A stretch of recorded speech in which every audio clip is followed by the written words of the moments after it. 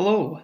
In this video, I'm going to give you an introduction to the book of Exodus. I'll point out some things to help you to understand what's going on in the book and some things that you can look for as you read. So the book of Exodus is about God saving his people from slavery so that they can live in his presence. And we see that the book of Exodus really takes place in kind of two different movements.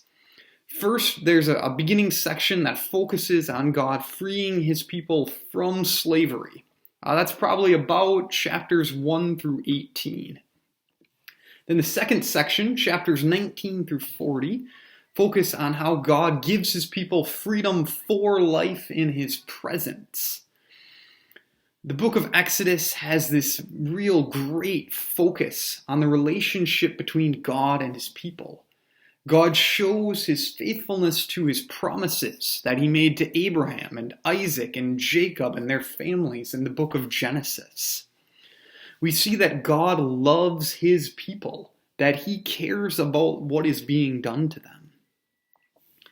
As the book of Exodus goes on, God reveals himself more and more, showing that he is the only true God, showing that he has power and holiness, that he controls all that goes on in the world.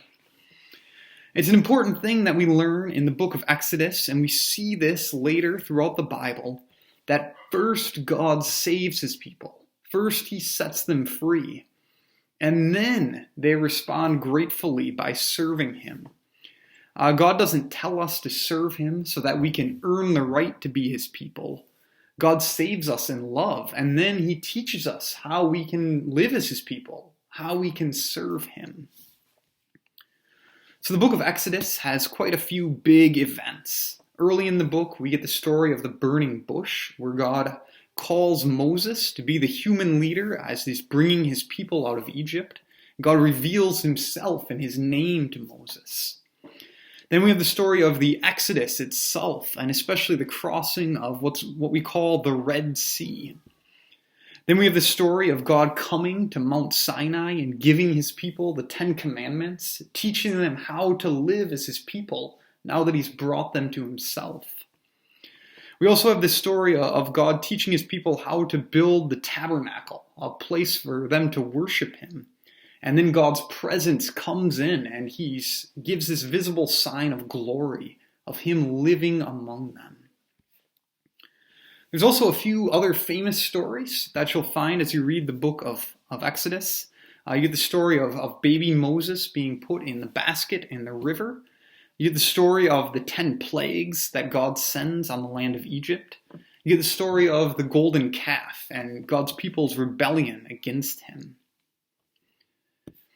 As we read the book of Exodus, we see things that point us ahead to Jesus. The deliverance that God brings about for his people from Egypt points us ahead to Jesus Christ. In Jesus, God delivers us from slavery to sin so that we can live with and for him. Jesus brings about even greater salvation than what we read about in Exodus. And as we read the book of Exodus and we see God's power, we're reminded and taught that we can trust God's saving power, which overcomes sin and death and all evil. And so we can enjoy new life with him now, and we can anticipate new life with him in the new creation that he's bringing. So as you read the book of Exodus, look at these big things. Look at God setting his people free and enabling them and teaching them how to live with him. If you've got questions or comments as you read, feel free to reach out to me, and I'll be happy to try to help you understand more. Blessings on your reading. Enjoy.